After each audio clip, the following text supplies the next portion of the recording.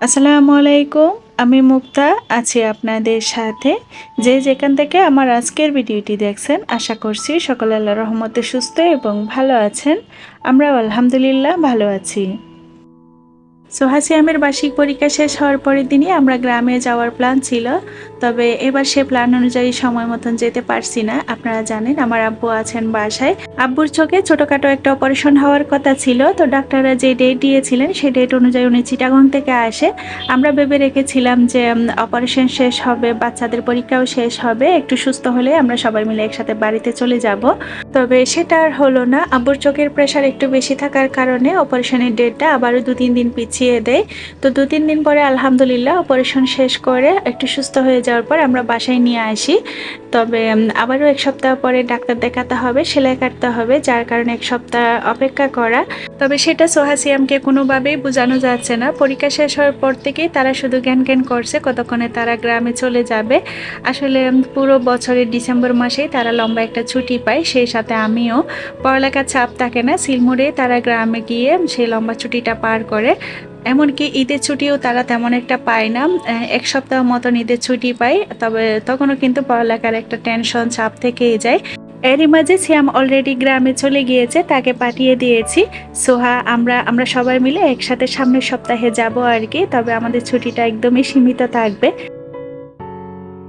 এই মুহূর্তে যদি আপনি ভিডিওটি দেখে থাকেন তো প্লিজ একটি লাইক দিয়ে বাকি ভিডিওটা কন্টিনিউ করবেন।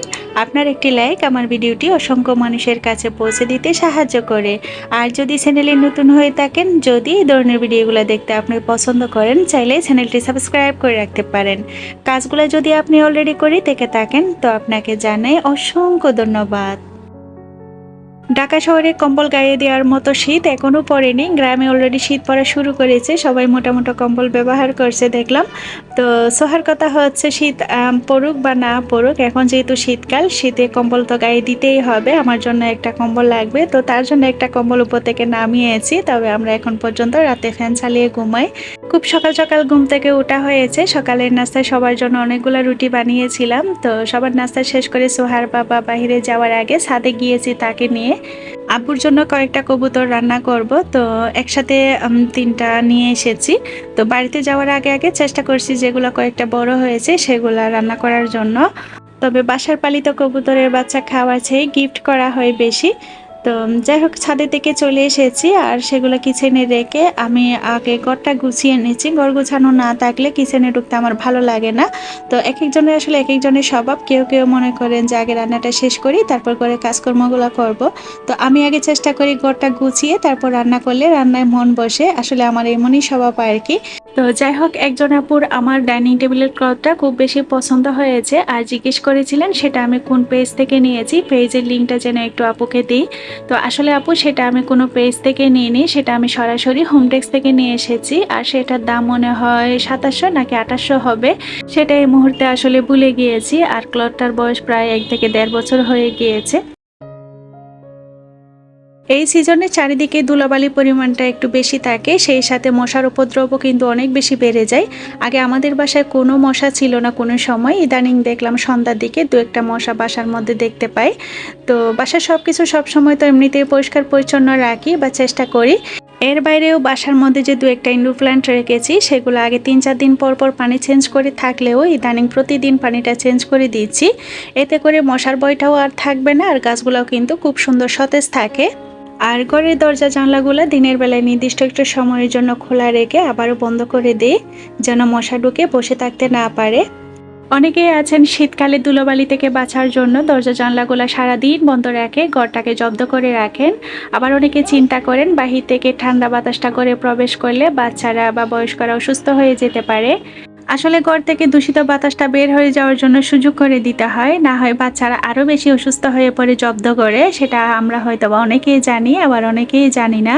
তো দিনের বেলায় যখন কড়া রোদ ওঠে সেই সময়টা অন্তত 1-2 ঘন্টার জন্য হলেও ঘরের সব দরজা জানলা ভালোভাবে খুলে দিলে ঘরের দূষিত বাতাসটা বের হয়ে যেতে পারে আর বাহির থেকে বিশুদ্ধ বাতাসটা ঘরে প্রবেশ করতে পারে। আর আমি সেই কাজটাই প্রতিদিন করে থাকি। ভিডিওর এ পর্যায়ে একজন ভালোবাসার প্রিয় আপুর কমেন্ট পড়ে নিচ্ছি।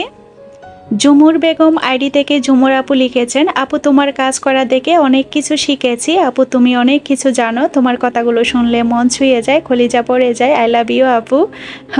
আপু তোমার ঘরের কাজ দেখানো অনেক সুন্দর, আপু তোমাকে দেখার অনেক ইচ্ছে। আপু তোমার ভিডিওতে আমার নামটা নিও আপু।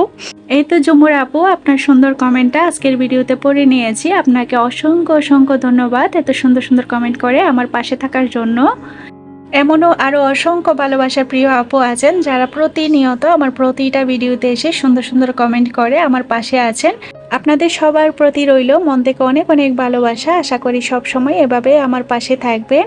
একটা ভিডিও তৈরি করতে অনেকটা খাটতে হয়, অনেকটা পরিশ্রম করতে হয়, আর সেই ভিডিওটা তৈরি করে যখন আপনাদের মাঝে শেয়ার করি, আর আপনারা যখন সেই ভিডিওটা দেখে সুন্দর একটা কমেন্ট করে আমাকে জানান যে আমার কাজকর্ম আপনাদের ভালো লাগে, আমার কাজ দেখে অনেক কিছু শিখতে পারেন এবং সংসারে মনোযোগী হন, তখন আমার অনেক বেশি ভালো লাগা কাজ করে। তখন আমি পেছনের কষ্টটা একেবারে ভুলে গিয়ে নতুন আরও একটি কন্টেন্ট তৈরি করার জন্য অনেক বেশি অনুপ্রাণিত হই। নর্মালি আমি শাকসবজি কাটার আগে ধুয়ে নেওয়ার চেষ্টা করি, এতে করে পুষ্টিগুণ অটুট থাকে। তবে সোহার বাবা যেহেতু দিনের বেলা শাক কিনতে পারেন না, সব সময় দেখা যায় অনেক রাতে আসার সময় তখন শাক কিনে নিয়ে আসে। আর রাতের বেলা শাক কিনে আনলে সেগুলো নর্মাল ফ্রিজে রেখে দিতে হয়, পরের দিন কাটতে হয়। সেক্ষেত্রে দেখা যায় কিছু কিছু শাক আছে, যেমন এই পালং শাকগুলা, এগুলা ফ্রিজে যদি ওভাবে রেখে দিতাম যেভাবে এনেছিল, তো দেখা যেত পরের দিন সকালে অর্ধেকটা পচে যেত, ফেলে দিতে হতো। তো সেক্ষেত্রে আমি রাতের বেলায় শাক কেটে রাখার চেষ্টা করি যেদিন রাতে শাক নিয়ে আসে। তবে মাঝে মধ্যে দিনের বেলাও সকালের দিকে নিয়ে আসে, তখন কিন্তু ফ্রেশ থাকে। তো যেহেতু রাতে এই পালং শাকগুলো নিয়ে এসেছিলো, আমি কেটে রেখে দিয়েছিলাম। ফ্রিজে তো আর ধুয়ে রাখা যাবে না, তাহলে আরও বেশি পচে যাবে। তো রেখে দেওয়াতে পরের দিন সকালে এভাবে কাটার পর সিংয়ের মধ্যে ভালোভাবে পরিষ্কার করে ধুয়ে নিয়েছি। যাই হোক, বাজার থেকে সকালবেলা কিছু মুরগি আনা হয়েছিল। আসলে বাড়িতে যাব বলে ফ্রিজটা একেবারে খালি করতে চেয়েছিলাম। যেহেতু বাড়িতে অনেক দিন থাকা হবে, তো এসে আর ফ্রিজের মাছ মাংসগুলো খেতে ভালো লাগবে না। সেক্ষেত্রে আমি চিন্তা করেছিলাম ফ্রিজটা যদি খালি করে রেখে যাই, এসে আবার নতুন করে সব বাজার করিয়ে নিব।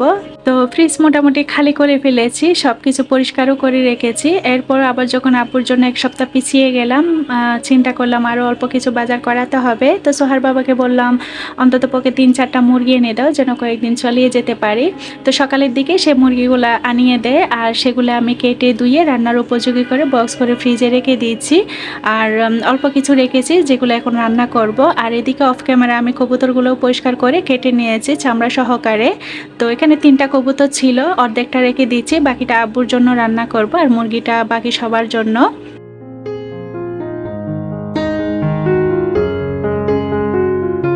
বাড়িতে যাওয়ার আগে সব সময় আমি মশলা জার, অয়েল জার যা যা আছে মোটামুটি সব কিছু ক্লিন করে তারপর রিফিল করে ভর্তি করে করে রেখে যাই, এসে যেন আমার আর কাজের প্যারাটা তেমন একটা না থাকে। তো গতকাল রাত্রে অয়েল জার, মশলা জার এগুলো ধুয়ে দিয়েছিলাম। তো মশলা জারে রান্নার আগে মশলাগুলো রিফিল করে নিচ্ছি আর ভর্তি করে করে রেখে যাচ্ছি। যেহেতু সোয়ার বাবা থাকবে, তার ভাই আছে, তো মোটামুটি তারা যেন মাঝে মধ্যে রান্না করতে চাইলে আর ঝামেলায় পড়ে না যায়, সব কিছু হাতের কাছে পায়। মোটামুটি সংসারের সব কাজ নির্দিষ্ট সময়ের মধ্যে গুছিয়ে নিয়েছি। এবার শুধু দু চুলায় দুটা রান্না বসিয়ে দিয়েছি, মানে শুধু তরকারি রান্নাটা আছে। আগে আমি ভাত রান্না করে ফেলেছিলাম অন্যান্য কাজের ফাঁকে ঘর গোছানোর সময়। তো আসলে যদি আমি সব গুছিয়ে যদি একেবারে ভাত বসাতে আসতাম, তাহলে দেখা যেত ভাত হতে অনেকটা সময় লাগতো, আর সেক্ষেত্রে আমার রান্নাতে আরও একটু দেরি হয়ে যেত। তো অন্যান্য কাজ করার ফাঁকে যদি ভাতটা বসিয়ে দেওয়া যায়, তাহলে তরকারি রান্না করতে তেমন একটা সময় লাগে না। সব কিছু রেডি করে জাস্ট বসিয়ে দেওয়া, আর সেই রান্নাগুলো হওয়ার ফাঁকে ফাঁকে কিন্তু কিচেনের টুকটাক অন্যান্য কাজগুলো করে রাখা যায়। এভাবে আসলে একটু প্ল্যান করে একটু বুদ্ধি কাটিয়ে যদি সংসারের কাজগুলো করা যায়, তাহলে সংসারের কাজগুলো অনেক বেশি ইজি হয়ে যায়। এদিকে দুটো রান্নাই মোটামুটি হয়ে গিয়েছে, ফাঁকে কিন্তু আমি ঘরটাও ঝাড় দিয়ে নিয়েছি, যদিও আমার হেল্পিং হ্যান্ড দিয়ে ঘর মোছাই। তো এর বাইরেও দেখা যায় আমি দিনে কয়েকবার ঘরটা নিজেই ঝাড় দিয়ে ফেলি, ধুলাবালি ময়লা একদমই সহ্য করতে পারি না। তো যাই হোক, এদিকে সব শেষে শাকটা বসিয়ে দিয়েছি, চিংড়ি মাছ দিয়ে পালং শাকের রান্নাটা করব। আর অপর চুলায় হচ্ছে বাবুর জন্য খিচুড়ি বসিয়ে দিয়েছি। এদিকে কবুতরের মাংসটাও বোনা করে নিয়েছি যেহেতু রুগীর জন্য, তো আর আজকে আলু এড করলাম না। না হয় বাসায় যখন আমরা রান্না করি তখন কিছুটা আলু দিয়ে থাকি, এতে করে সবাই খুব পছন্দ করে।